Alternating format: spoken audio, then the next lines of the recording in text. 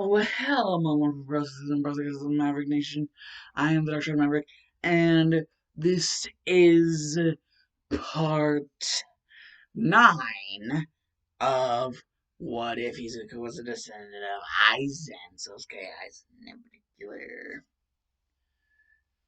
Yes, What If Izuku Was a Descendant of Aizen, part 9. And I gotta make something really clear, like really clear up front, like right quick and fast and in a hurry. For those of you wondering how Inco could have been calling Izuku in the part where I did the sports festival if she died in the first part, well, I think I've kind of come up with an explanation that seeing as Aizen originally started out, Shinigami, and they're like soul beings. Well, maybe Inko, knowing about Aizen, and everything, you know, if she dies, she'd probably go up to the Soul Society, it would take her up there, and that's how she'd be able to contact Izuku. She would call him from the Soul Society to say her last, piece. Basically, you know, tell Izuku what she hadn't told him before, and eventually over time Izuku would, you know, he would kind of figure piece this together, like figure this out, piece this together, that she was calling him, probably calling him from the Soul Society. So for any of you who were confused about that, she was calling him from the Soul Society because she would dead and Soul Society. She was calling him from there. And now, where are we going to start off?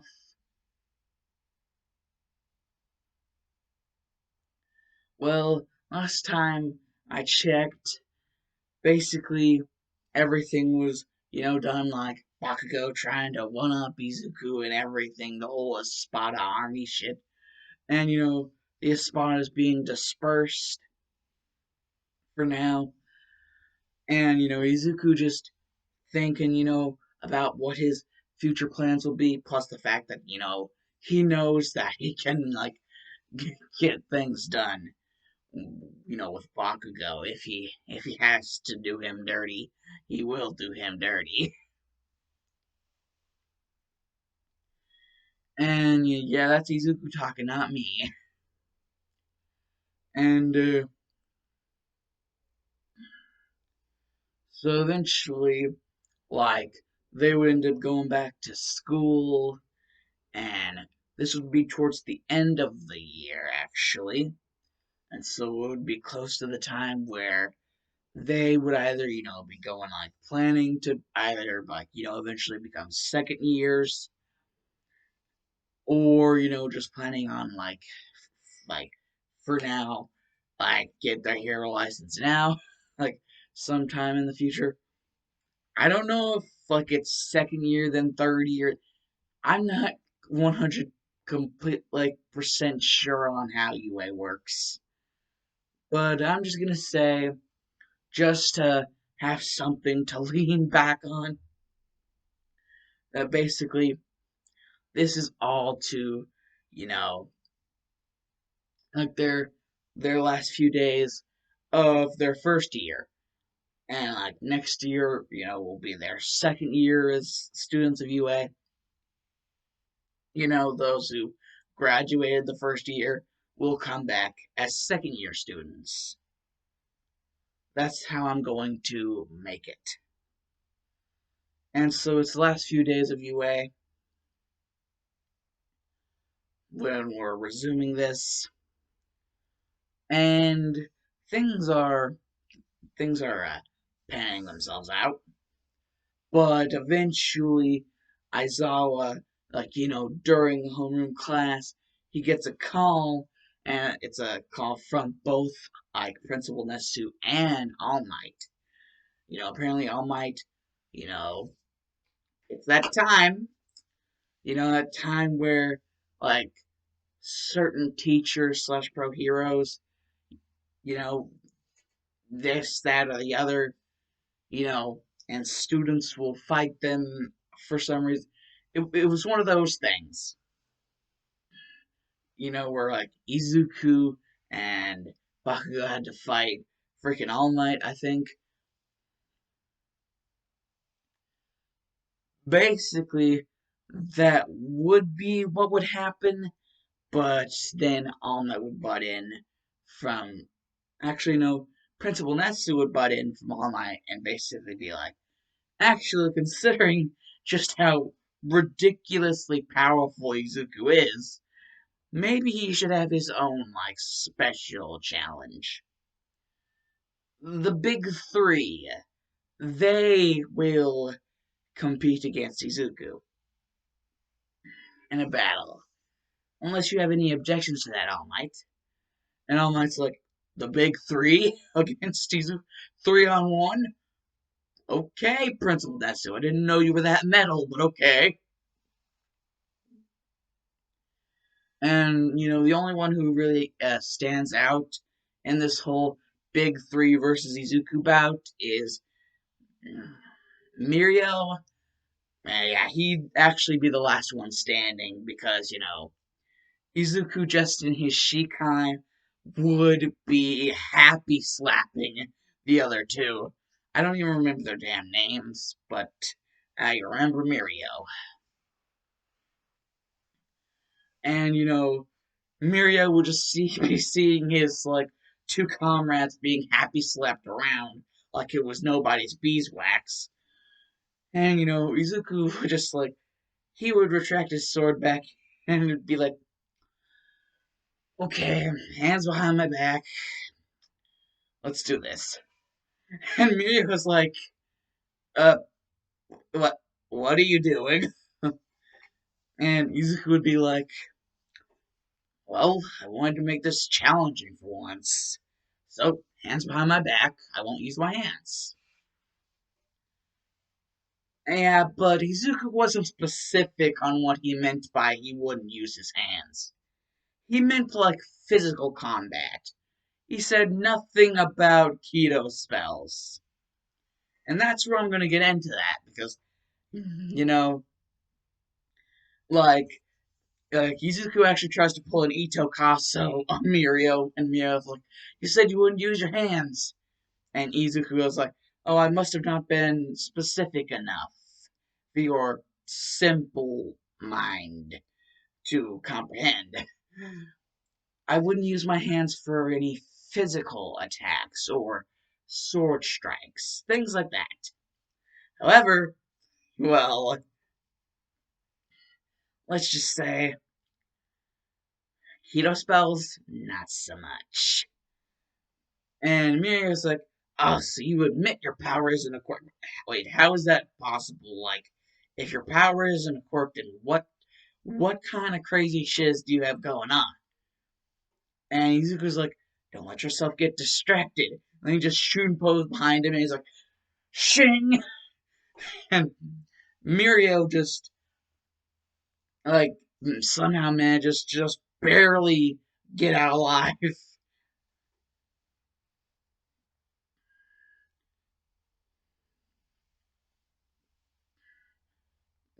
Basically, Mirio just barely survives that. He just gets back onto his feet, and he's just like dusting his whole thing off, and he's just like, this guy. Can't believe me and the other two were sent to fight him. He's crazy. And Izuku's like, you don't have anything nice to say, don't say anything at all. And Mirio's just like, you think you can just tell me what to do? Yeah, Mirio was actually getting really freaking pissed. And Mirio just goes, charges in, but that's the thing that Aizen's good at. He's good at pissing people off so that they make mistakes.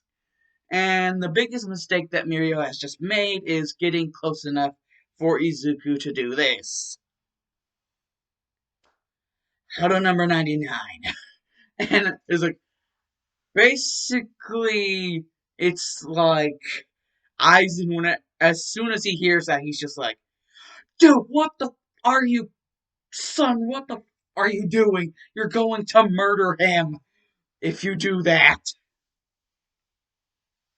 And he's like, oh, don't worry, I'll dial it down. And like Aizen's just like, he is honestly not listening to me. He is not listening to a word I have to say. And Black is just like, well, at least you're that observative of your son's actual behavior. And, Aizen's like, shut the up, freaking Black.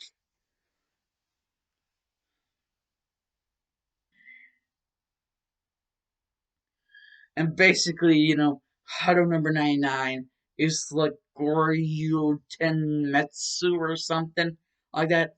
I'm actually going to look up what the. I don't even think I'm that deep in. I'm like 11 minutes in, so I'm going to look it up.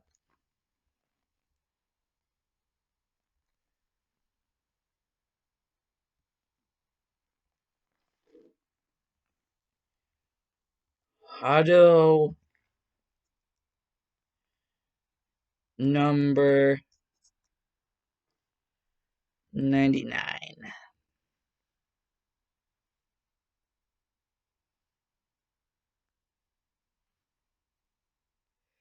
Oh, yes. Goryu Tenmetsu. I got pretty close. Goryu Tenmetsu. That's the actual name of the Hado.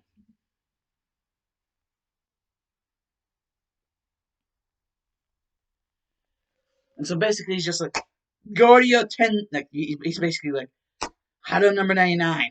Goryu Tenmetsu. And Mina's like, Goryu, what? And then 5 purple dragons just shoot out of nowhere. And, just let me smash his mirror. They basically let me smash Mario to pieces. And basically, whenever All Might and Principal Netsu are racing over there, even Aizawa was like, what the fudge?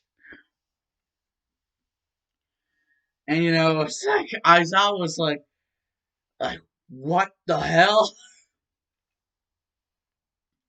And Netsu was like, his Principal Netsu was just like freaking out, like, oh, what the? This looks like a freaking war zone, not a freaking like grounds to like battle, like some sort of arena. This looks like a freaking war zone. The frick did you freaking teach this kid, All Might? And All Might's like, Principal Netsu, with all due respect, I'm not the one who's been teaching him this shit, trust me. I have no idea what a Goryo Tenmetsu is. And freaking numbers and shit. Like, I have no idea what the hell he's been, like, practice and shit. Like, All Might is, like, dumbfounded. He doesn't even know, like, what to freaking say. And, it's already been talked over, and between the three of them, like, Aizawa, freaking Principal, Nesu, and, like, All Might, they all three of them have been talking, and eventually All Might's going to say that basically he's going to retire soon. And he's basically like, even though the kid is freaking nutball, yeah, he's also the strongest, evidently the strongest person we have. Legit, none of the other scores are anything close to what this. He's like eclipse clapped the freaking scoreboard, like broke it and just reassembled it, and then broke it again, and like at, however many times he wanted to, and then just had his day, had his fun time, happy fun, happy fun time, with it, and it's all too clear to All Might, all too clear to Toshinori that this kid is the strongest student in all of not just like class 1A, but in all of UA period. And like all of the time in which UA was a thing. Like, not even All Might in his, like, buff form is anywhere close. Like, even if he was going to use Plus Ultra, he would be nothing close to that. What he just saw there. And Netsu was like, "Mm, agreed." He was like, agreed. Very well agreed. Yeah, Izuku Midoriya is definitely the most powerful student that in the history of this school. And I was always like, F the history of UA, freaking the most powerful freaking quirk person in the history of ever. Like Aizawa was like, you guys are giving him like not nearly enough credit. He's like the most powerful quirked person in all of freaking Japan, maybe in even all of the world. And Izuku was just like, I already knew this, but whatever. Besides, it's not even a quirk, but I'm not telling him that. I'm not telling him that. He's like, you think I'm an idiot? And Mirio is just like on the floor, and eventually Night Eye comes out, and like him and like All Might both like just it's like Night Eye and freaking All Might both like carry off Mirio, and like I don't even know some like a freaking Endeavor and Gunhead just because, freaking Otako's Gunhead martial arts. Like, just say, like, Endeavor and Gunhead, like, just pop out and they carry away the other two. Like, Mirio's teammates, they carry them out. And, it's just, there is, like, nothing left. It's just been all ripped to shreds, ripped to pieces. And so, yeah. Izuku's just, like, right there. He's just chilling. Netflix and chill mode. And, All Might is like, you are going to have to talk with me, Principal Nesu, and your teacher, Aizawa. We're going to have a talk. And basically, the whole thing, like, Izuku explains the whole Hados and, like, Bakudos, and, the entire thing, the Keto spells, basically. He explains that, that's a unique whole power system to itself. Like, just the very, like, fact of keto spells. And, like, so basically, they also want to know, like, what the hell's going on about his sword. And, Izuku is just,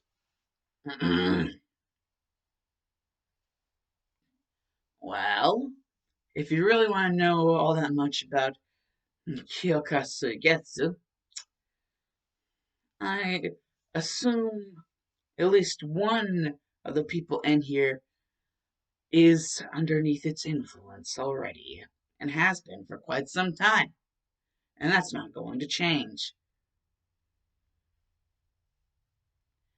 Because if you think I'm going to let you touch my blade, then you're damn straight wrong. Like 1,000 times over, if you know what I mean. And like, All Might's like, what do you mean under the influence? And if so, who?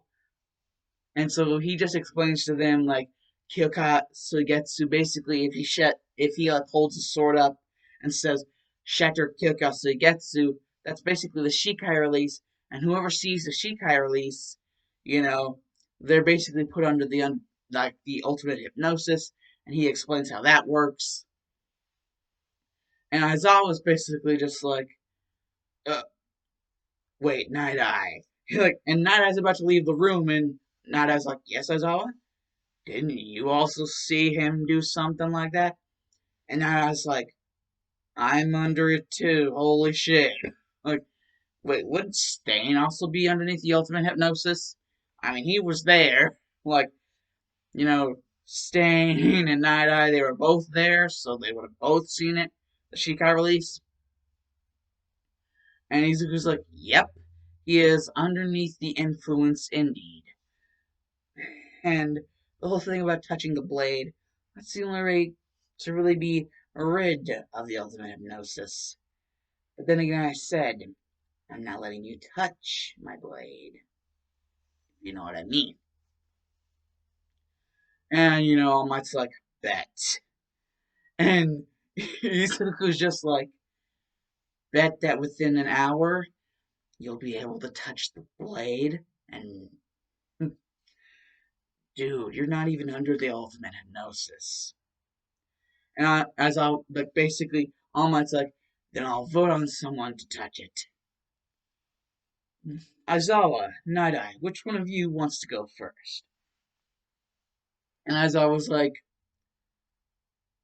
basically, whenever All Might says that, he realizes Aizawa's no longer in the freaking room.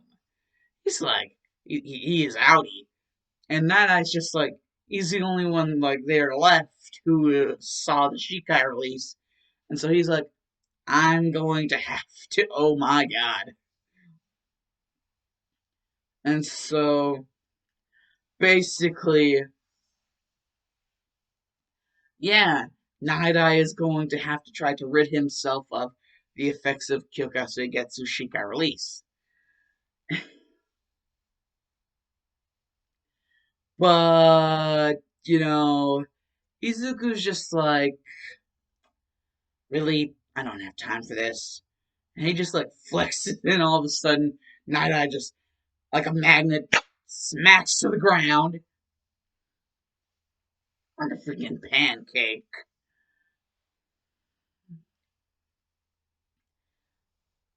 Like a first dimension pancake.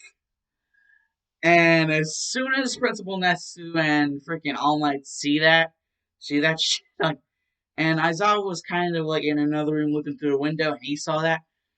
Basically, Izuku explains spiritual pressure. Yeah, your friend, you should probably pick him up. He's not getting up by himself anytime soon. And, everybody will just be let off of school because, it would be around the time of, when like, it would be, summer break. And whenever they came back, it would be their second year. And that is actually where I'm going to end this off. 22 minutes. Almost 23.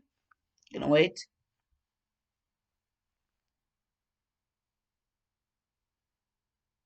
23 minutes. The analysis because the Dark Side Maverick is OUT out of here. And bye.